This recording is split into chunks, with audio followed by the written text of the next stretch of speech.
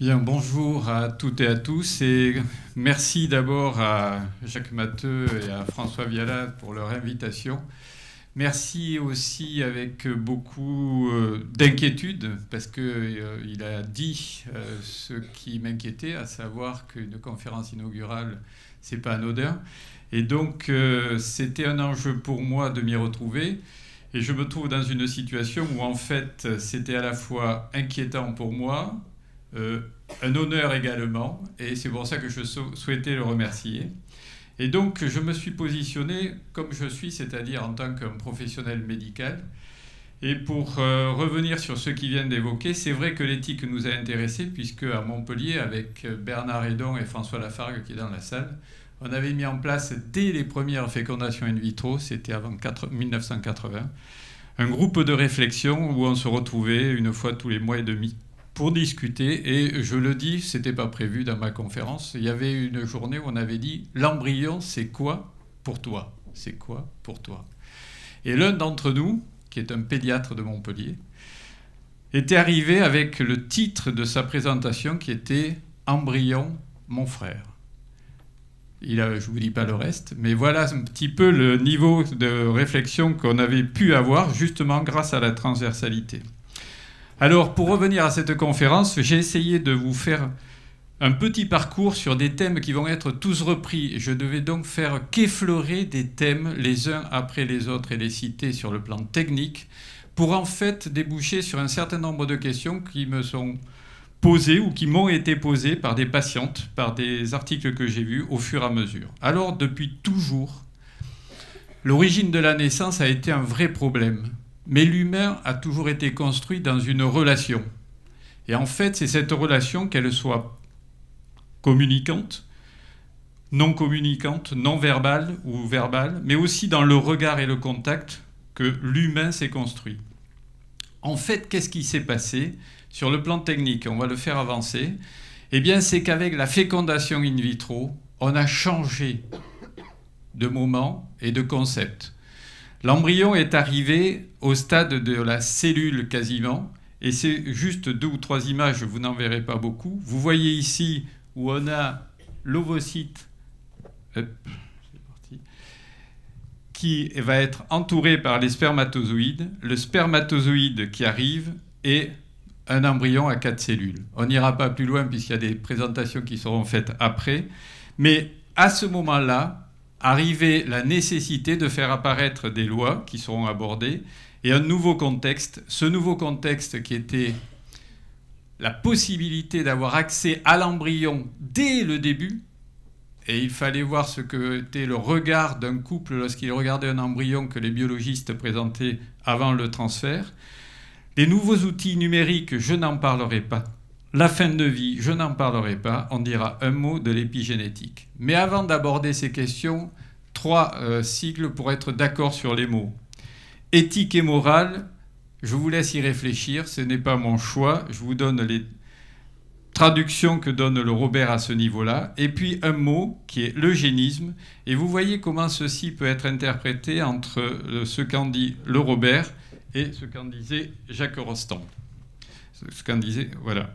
Alors, ceci étant, on va commencer à promener un petit peu dans ces techniques. Et vous voyez que l'accès à l'embryon a modifié toutes nos capacités.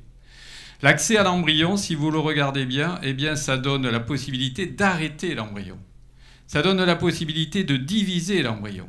Ça donne la possibilité de mettre l'embryon dans une zone de congélation et d'en fabriquer une banque de matériel génétique, de faire un traitement précoce, de sélectionner l'embryon pour un transfert spécifique pour éviter des maladies graves. Donc, il n'y a pas que des peurs à avoir, il y a aussi des thérapeutiques qui sont derrière et qu'il faudra aborder.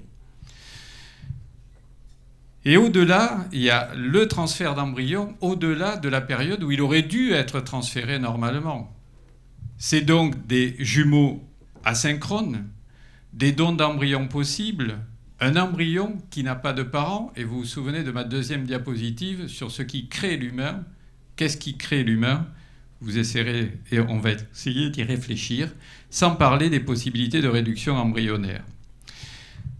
On avait l'embryon. À ce moment-là, s'est posé la question du diagnostic prénatal, préimplantatoire, du DPNI, c'est-à-dire du diagnostic non invasif, où une prise de sang chez la mère suffit pour faire le diagnostic des pathologies dont l'enfant pourrait être porteur, et sans parler des cellules souches. Donc on était devant des éléments particuliers, on allait dépister des gens avant que les signes puissent apparaître, avant qu'on sache même qu'ils avaient cette maladie. Et donc on rentrait dans la médecine prédictive, le dépistage des porteurs sains. Je vous livre d'emblée une question qui est à se poser. Comment on se situe, puisque on ne norme plus la maladie qui existe, on est en train de définir un vivant anormal qui n'est plus malade, et quel est le déviant par rapport à la norme qu'on va tolérer. Cette question, elle est juste en cours de route, mais comme l'a dit Jacques Matteux tout à l'heure dans sa présentation, on va pouvoir réfléchir à faire même utiliser des cellules, ces premières cellules ovocytaires de la femme, et les faire maturer en dehors du corps de la femme. Pareil pour les spermatozoïdes, où certains ont fait déjà des maturations sur des animaux, pour ensuite les transférer, pour essayer d'obtenir des embryons. Ceci étant, on a avancé vers l'accès aux cellules souches, et vous savez la bataille qu'il y a eu entre cellules souches, fabriquer des embryons pour obtenir des cellules souches totipotentes qui ne sont pas multipotentes seulement, mais totipotentes, ce qui est un autre créneau, mais aussi le fait d'avoir une réflexion, et une réflexion parfois contrainte, qui permet de déboucher vers l'acquisition de nouvelles techniques encore plus performantes, à mon avis, qui sont la reprogrammation des cellules adultes, comme ceci a été fait par l'équipe de Yamanaka au départ. Ceci étant, c'est posé simultanément, et vous voyez qu'on fait défiler l'accès aux possibilités du clonage.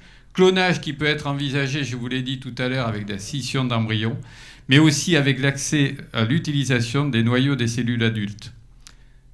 Je n'en dirai pas plus parce que ce sera discuté, mais la GPA, les grossesses pour autrui, également aussi qui seront traitées dans les différentes interventions. Et ici, je me suis permis de mettre toutes les questions qu'il faut aborder. Parce qu'en règle générale, lorsqu'on aborde la GPA, chacun parle d'un problème. Celui de la femme porteuse, qui porte l'enfant, celui de l'enfant, celui qui pose le problème pour l'enfant et la mère, et celui qui pose la question des parents que j'ai appelés attendants. Donc vous voyez que la FIV a modifié énormément toute notre façon de recevoir, de percevoir et d'imaginer la conception aujourd'hui. Entre l'icône qu'on a vue et aujourd'hui, des questions se posent. Et on est allé au-delà. Les chimères, qui sont la mise en place de noyaux de cellules humaines chez des animaux, qui sont autorisés en Grande-Bretagne pour la recherche, la fabrication de gamètes transgéniques, je ne dirais qu'un mot de l'épigénétique et de l'ADN. L'ADN, c'est quand même pas rien, mais on s'est rendu compte que quand on avait l'ADN, on pensait qu'on allait tout savoir de l'humain.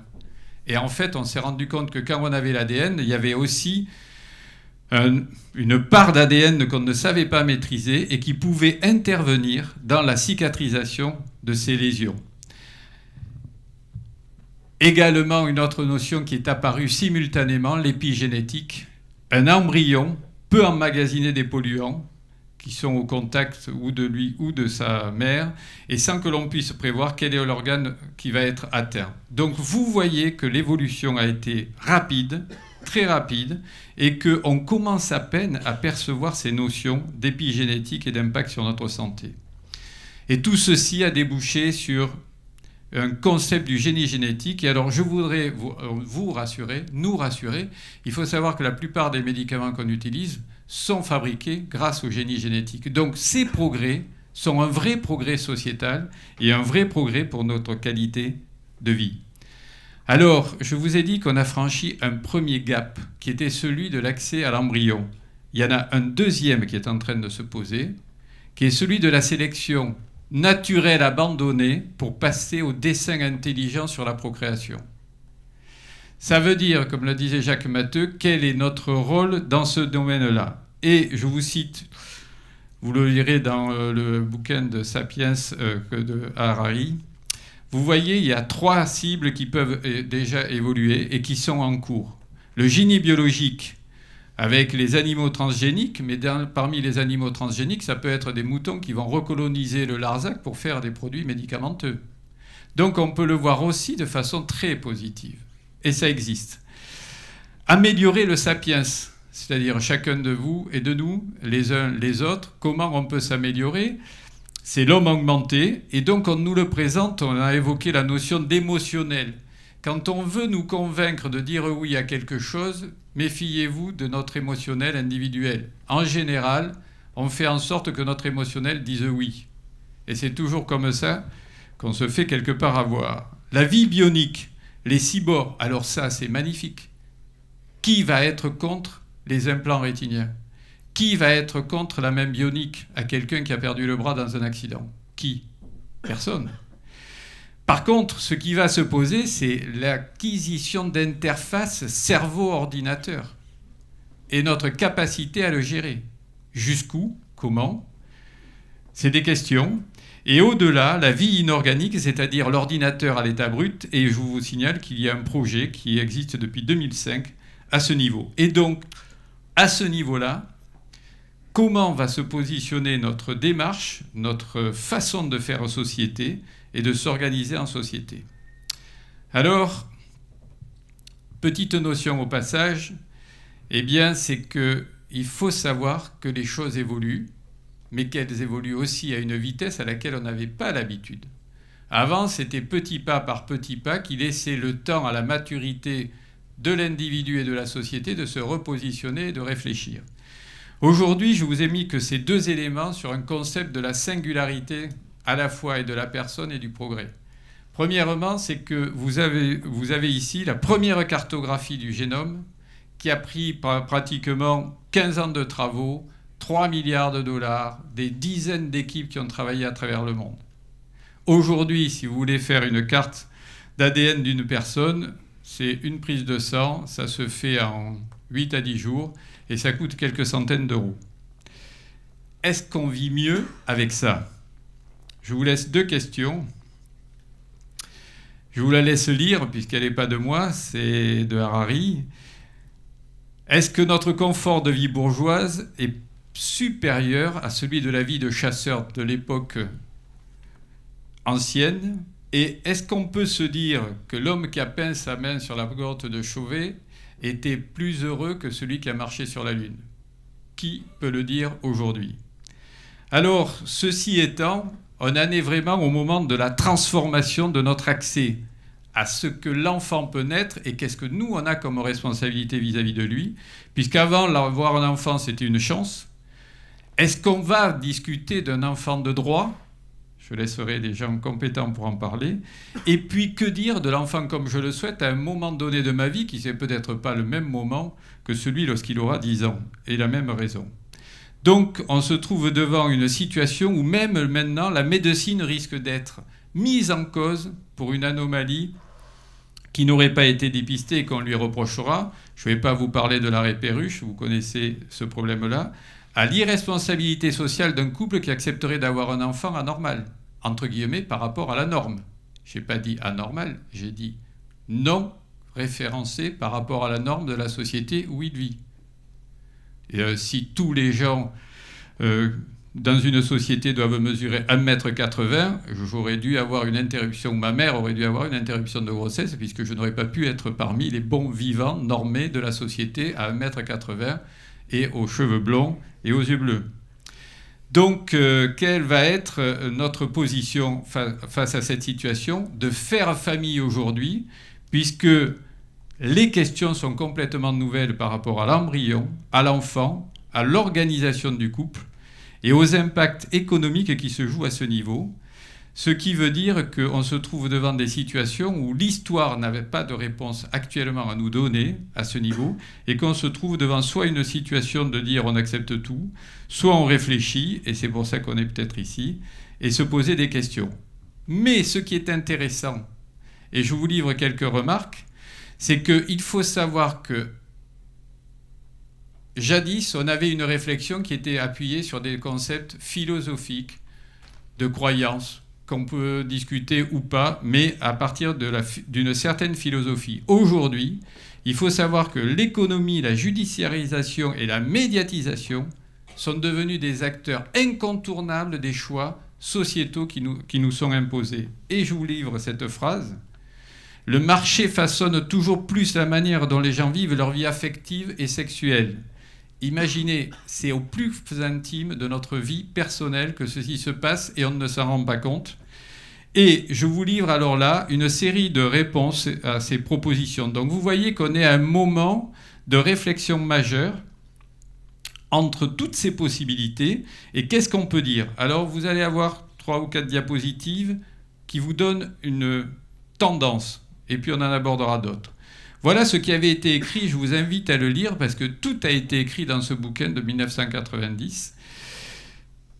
C'était un livre où on avait laissé enfermer une vingtaine de biologistes et on leur avait dit « Laissez-vous aller à écrire ce que vous pensez du possible. Lisez-le, vous verrez, ça fait parfois des moments de frisson, parfois des moments d'espoir. » Et voilà ce qu'il disait « Il n'y a pas de limite morale à une médecine non directement thérapeutique. Chaque mot est important.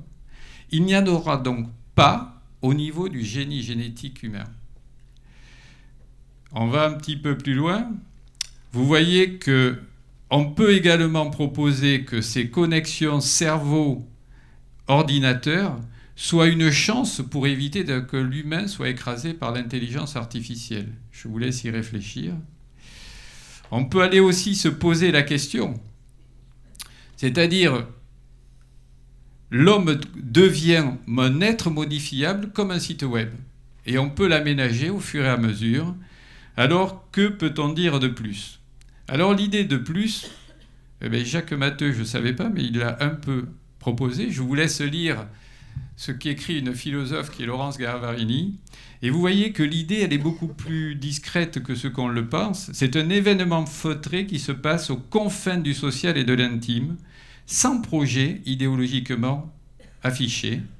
Et ça se joue de façon très subtile dans une intégration des normes biotechnologiques à notre vie quotidienne. Donc, on se trouve devant la mort, la santé, comme des consommateurs. Et sans s'en rendre compte, on influe notre organisation sociale. Et là, vous avez la position d'une juriste qui insiste sur le fait que la logique de la technoscience peut s'auto-engendrer et qu'elle devient à ce moment-là supérieure à la morale qu'on a cultivée. Quelle va être la morale qu'on va choisir? Technoscience, celle qu'on a acquis de la part de nos philosophes anciens. Alors, regardez, c'est une sociologue 2016, Ryn Frank.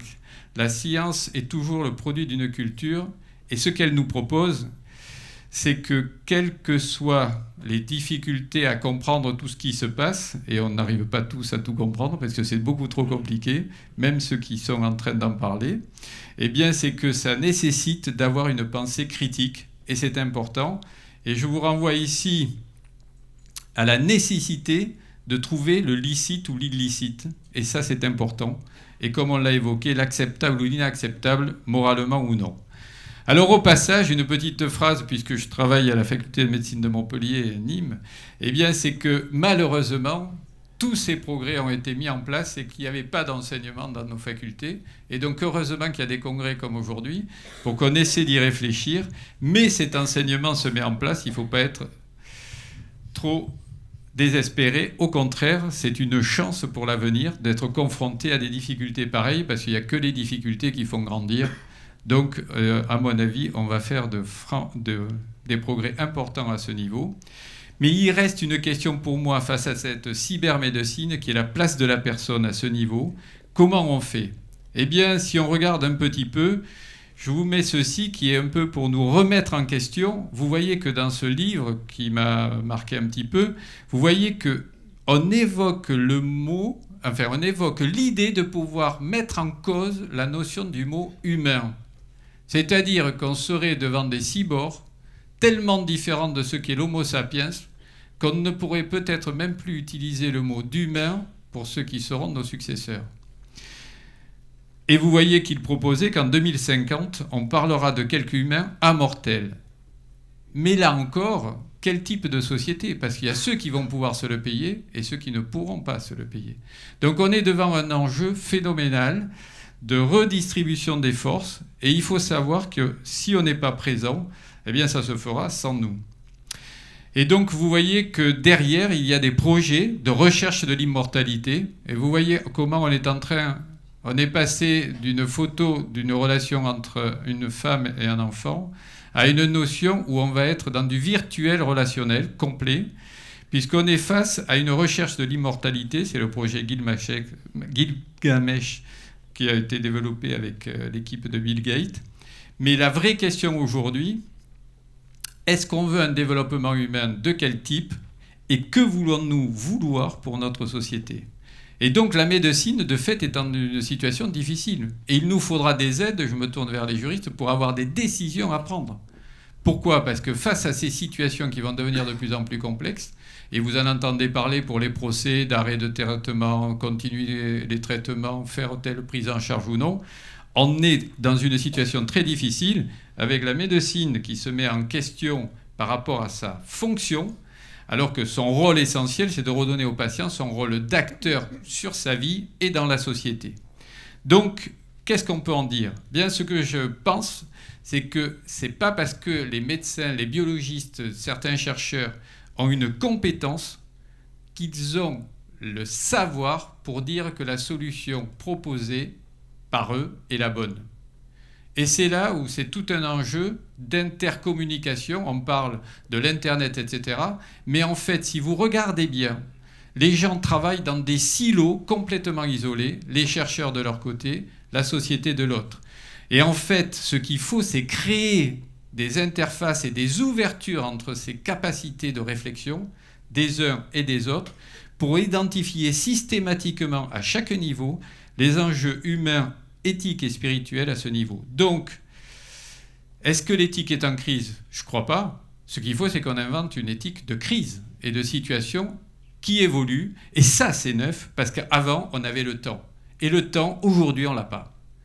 Et on ne l'a pas parce qu'on est dans une notion d'espace-temps complètement ratatinée et mis tout le temps dans une urgence. Et c'est une erreur. C'est une erreur parce que l'humain a besoin de temps pour maturer une décision. Et on s'en est rendu compte avec le diagnostic prénatal ou avec les systèmes de télétransmission. On pouvait donner une réponse à quelqu'un en 3-4 jours. Eh bien, on s'est rendu compte, et il y a des gens qui ont travaillé là-dessus, eh bien que les gens, eux, ils n'avaient pas maturé la décision. Donc avant, on nous reprochait d'être trop long et de faire souffrir les couples. Et quand on est allé trop vite, on nous a dit, vous ne les laissez pas vivre leurs décisions. Et en fait, c'est vous qui les prenez avec l'information que vous leur donnez. Donc la recherche est incontournable et elle est indispensable. Mais elle ne peut pas être sa référence dans l'application de ce qu'elle propose. Et ça me paraît essentiel. Et je vous donne 2 citations. J'ai fait très œcuménique. Une de France Quéré, une de Patrick Vespirin. Vous voyez cette citation. Peut-on accrocher l'humanité comme dignité à respecter un critère physiologique donné? Donc, je crois que là, elle était très claire. J'aime bien ces ouvrages. On peut parler du stade de l'embryon, on ne peut pas parler du stade d'humain à inhumain, et c'est une vraie question. Mais par contre, ce que disait Patrick Vespirin, faisons-nous confiance et allons courageusement vers ces situations, parce que l'appel à des responsabilités personnelles et collectives, porte souvent beaucoup plus de fruits que de s'opposer à l'innovation.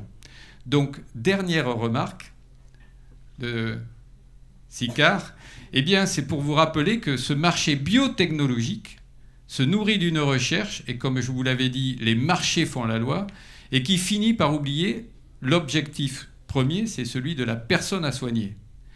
Mais ceci étant dit, nous sommes dans une marche en avant permanente. C'est ça qui est passionnant. Alors peut-être que les générations qui nous ont précédés avaient le temps d'une génération à l'autre de réfléchir à un changement structurel. Ce qui se passe aujourd'hui, c'est qu'ils arrivent à une vitesse phénoménale. Et je pense que, si vous voulez, ce que nous dit Lévi-Strauss, c'est qu'on est dans une démarche de renouvellement intellectuel permanent. Je dirais que c'est ceux qui gardent la jeunesse. Donc pour une population qui vieillit, quoi de plus enrichissant que de se garder toujours un esprit critique.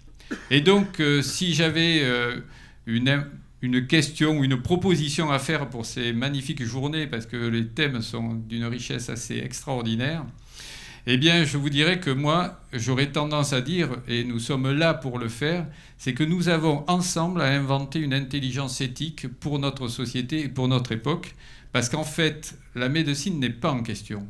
C'est plutôt la société qui cherche un sens à comment se gérer, et je pense qu'on a une route à conduire ensemble pour redécouvrir l'humain et le garder. Je vous remercie.